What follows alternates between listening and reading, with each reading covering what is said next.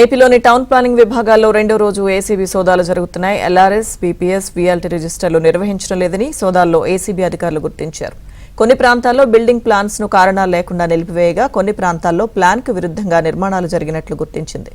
దీంతో నిర్మాణాలు జరుగుతున్న ప్రాంతాల్లో తనిఖీలు చేపట్టేందుకు ఏసీబీ అధికారులు సిద్ధమయ్యారు. విజయవాడలో ఏసీబీ అధికారుల సోదాలకు సంబంధించిన పూర్తి సమాచారం మా ప్రతినిధి ప్రసాద్ అందిస్తారు. ప్రసాద్,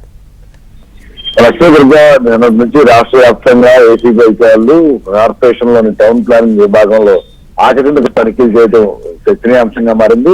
గత కొంతకాలంగా ఈ ముఖ్యంగా ఆంధ్రప్రదేశ్ వ్యాప్తంగా అనేక నిర్మాణాలు వెళ్తాయి. అయితే వీటికి సంబంధించి చాలా వరకు ఎటువంటి అనుమతులు లేకుండా ఇష్టానుసారంగా నిబంధనలకు విరుద్ధంగా నిర్మాణాలు చేస్తున్నట్టు కూడా గుర్తించారు. ఈ పరిణామాల నేపథ్యంలో వరుసగా ప్రభుత్వానికి ప్రజల నుంచి ఫిర్యాదులు రావడంతో ప్రభుత్వం కూడా చాలా సీరియస్ గా ఈ అంశాన్ని తీసుకుంది. వెంటనే ఏసీబీ ఉన్నతాధికారులను కూడా వీరిపై ఉన్నత సమీక్ష చేసి రాష్ట్ర వ్యాప్తంగా ఏకాలంలో నిన్న 13 కార్పొరేషన్లోని టౌన్ ప్లానింగ్ విభాగాల్లో ఆకస్మికంగా తనిఖీలు చేశారు. ఈ తనిఖీల్లో కూడా చాలా చోట్ల నిబంధనలకు విరుద్ధంగా వీరు అనుమతులు ఇవ్వడం, అదేవిధంగా కొన్ని చోట్ల ఎటువంటి అనుమతులు లేకుండా భారీ భవంతులు నిర్మిస్తున్నా కూడా తమకేం పట్టినట్టు విధానాన్ని కూడా గుర్తించారు.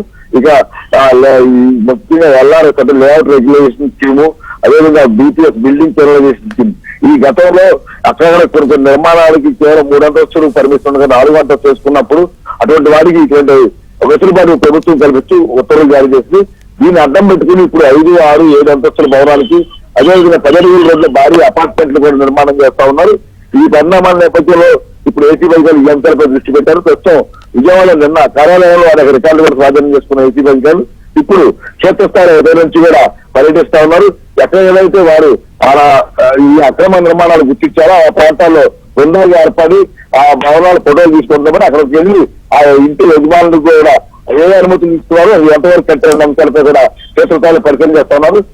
మనకు అందుతున్న సమాచారం దగ్గర ఇటు సింగనగర్ తో పాటు దేవీనగర్, మధురనగర్ ప్రాంతాల్లో ప్రస్తుతం ఉచితంగా తనిఖీలు జరుగుతున్నాయి. వీటి తర్వాత ఈ నివేదికలు ప్రభుత్వానికి అందజేసేందుకు సిద్ధమవుతున్నారు. Okay, thank you Prasad.